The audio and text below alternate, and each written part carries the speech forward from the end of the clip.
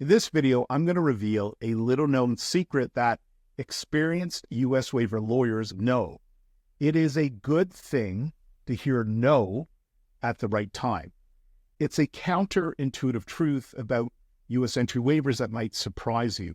This secret could completely change your approach to applying for entry into the United States.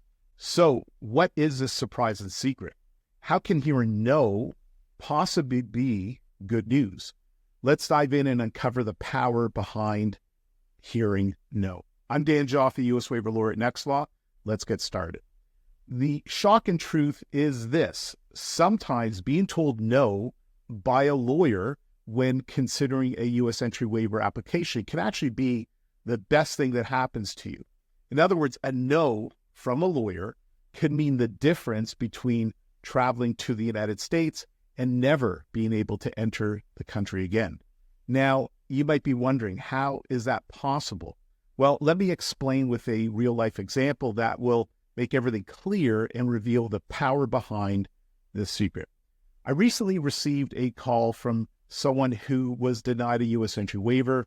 They had no criminal record, but admitted to smoking marijuana. Even though pot use may be legal in Canada, it's illegal on a federal level in the United States. As a result, this person was deemed criminally inadmissible to travel to the United States. But here's where the secret comes into play. This person applied for a waiver just a few months after being denied entry. This is a critical mistake that can have devastating consequences, and it's where the power of hearing no becomes evident. You see, when apply for a U.S. entry waiver, the Admissibility Review Office does not automatically grant you permission to enter. They need proof that you've been rehabilitated and are no longer the same person who committed the act that led to your inadmissibility. And here's the crucial point that many people missed, but experienced U.S. waiver lawyers know. True rehabilitation takes time and effort. It's practically impossible to demonstrate meaningful change in just a few months. Rehabilitation can involve ongoing therapy, counseling, or other substantial life changes. These processes can't be rushed. So if you apply for a waiver just a few months after being denied entry, you're setting yourself up for failure. The Admissibility Review Office will likely see this as a red flag. They'll question, how can you possibly have reformed yourself and your behavior in such a short time? And if the Admissibility Review Office doesn't see enough evidence of your rehabilitation, then your waiver application will get denied, even if you think you're ready to apply. This premature application not only wastes your time and money, but can also harm your chances for future applications. Remember, it makes no sense to apply so soon after a denial. Patience and genuine effort towards rehabilitation are key to a successful waiver application. This is where the power of no becomes your secret weapon. Now, here's where we circle back to the shock and truth I mentioned at the beginning.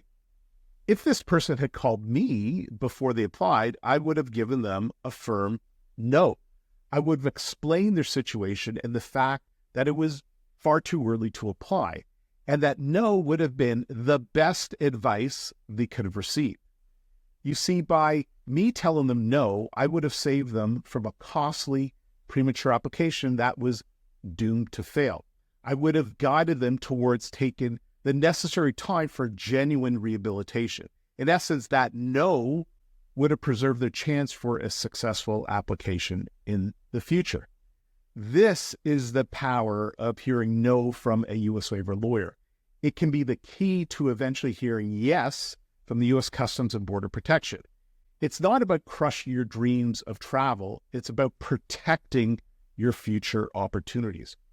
If you're considering applying for a U.S. entry waiver, let's book a confidential meeting to discuss the facts of your case. The link is in the description of this video. Remember, sometimes hearing no from a U.S. waiver lawyer can be the best thing that happens to you. And finally, if you like this video, please hit the like and subscribe button. It really does help us to continue to produce more valuable information about U.S. entry waivers. Thanks.